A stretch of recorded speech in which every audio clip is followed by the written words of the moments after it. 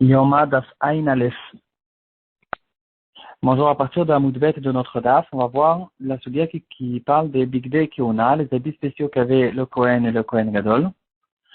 On va essayer de le résumer aujourd'hui de quoi ils avaient l'air. Donc peut-être pour certains ça sera qu'un Chazara ou un rappel.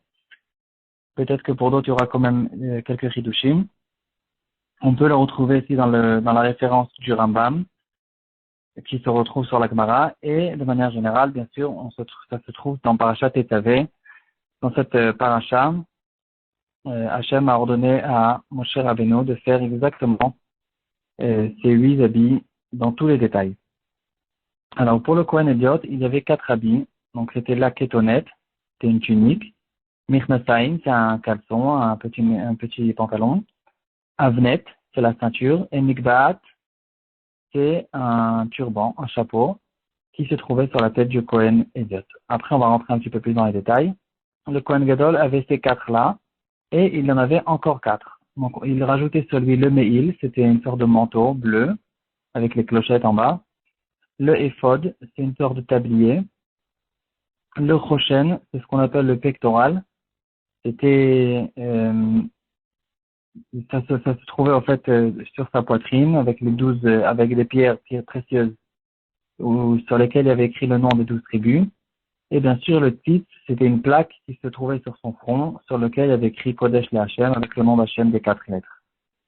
Et donc, tous les habits en fait, de manière générale, les habits que tenaient le Kohen Gadol et le Kohen Idiot, chaque habit avait une ségoula spéciale de pardonner sur quelque chose d'autre. Par exemple, le Avnet, donc la ceinture, elle pardonnait sur les mauvaises pensées.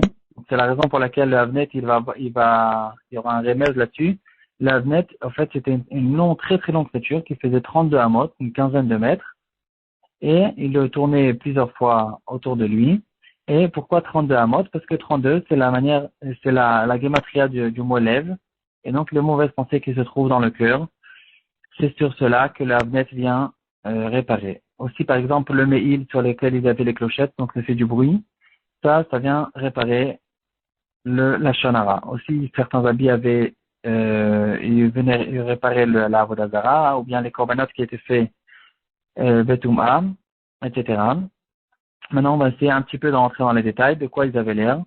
Donc, c'est un petit peu difficile de les faire passer par téléphone, mais de manière générale, aujourd'hui, il y a déjà suffisamment de livres modernes avec des dessins, et on peut voir exactement de quoi ils avaient l'air.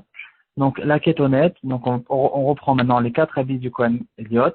La kétonette, c'était justement la longue tunique, elle était toute blanche.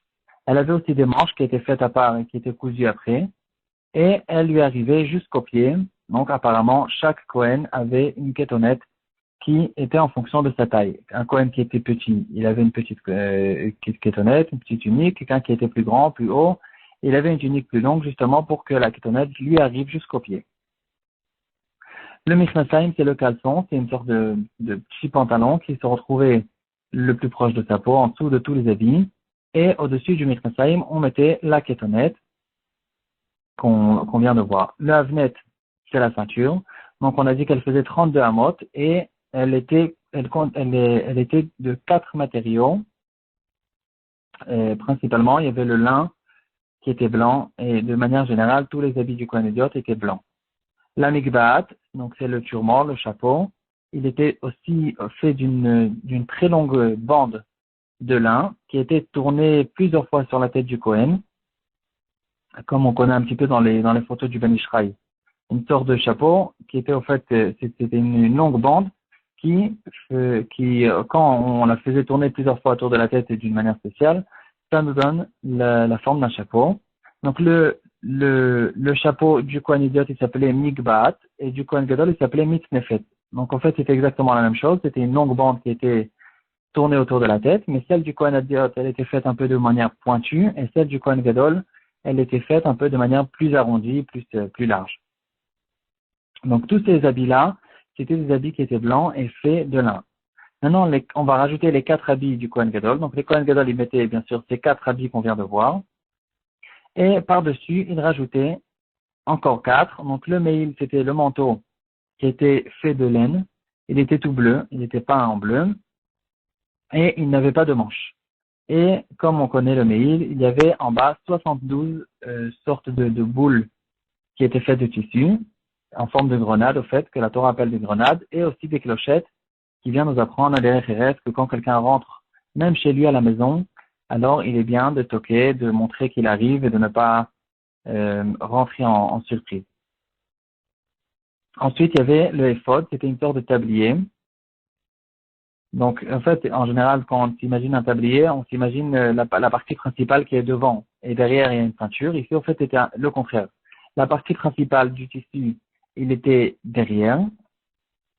Et par contre, il avait la ceinture qui arrivait jusqu'à devant. Donc, il y avait deux bandes qui étaient faites du même tissu, euh, qui arrivaient jusqu'à devant lui. Donc, il attachait devant lui.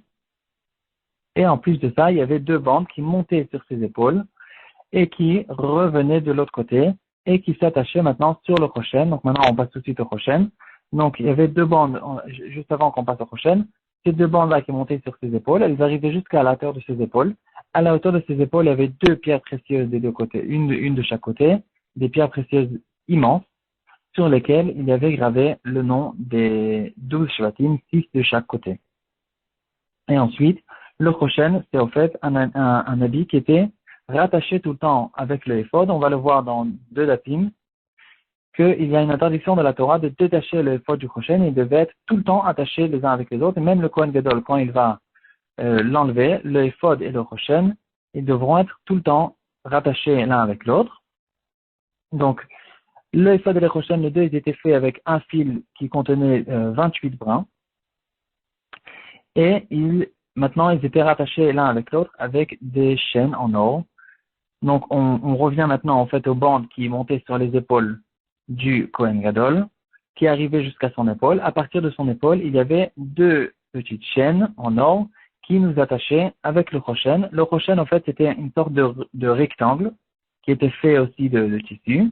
Et il était replié en deux. Ça nous donnait deux carrés. En fait, ça nous donnait un carré double. Et à l'intérieur, on rentrait les Urim et Tumim. C'était un Shama Meforach spécial qui nous donnait une kedusha incroyable justement à ce Rochen, qu'on appelait les Urim et Tumim, et que, au courant des générations, chacun qui avait une question à poser à Hachem. On va le voir bientôt dans un ou deux dapim. La Gemara va nous décrire exactement comment on faisait, et les lettres qui se trouvaient sur les pierres. Donc, il y avait les 12 pierres. Donc, il y avait 4 rangées au fait de pierres.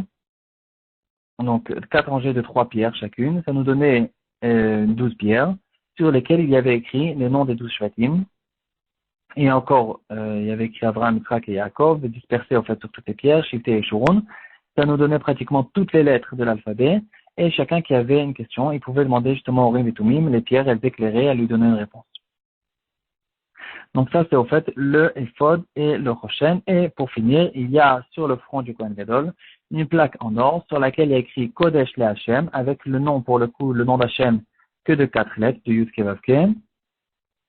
Et le titre, il était attaché avec un ruban, donc il y avait 2 trous sur les 2 côtés.